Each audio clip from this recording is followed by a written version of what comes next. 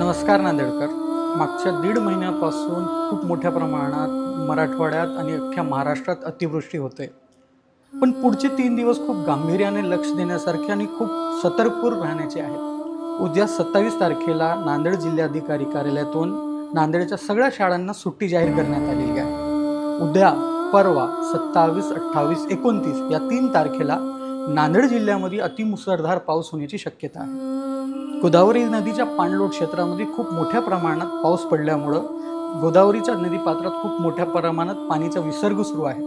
नदीकाठच्या गावांना खूप मोठा सतर्कतेचा इशारा देण्यात आलेला आहे. खूप मोठ्या प्रमाणात लोकांचं, शेतकऱ्यांचं नुकसान झालेलं आहे. पण हे इथं थांबत नाहीये.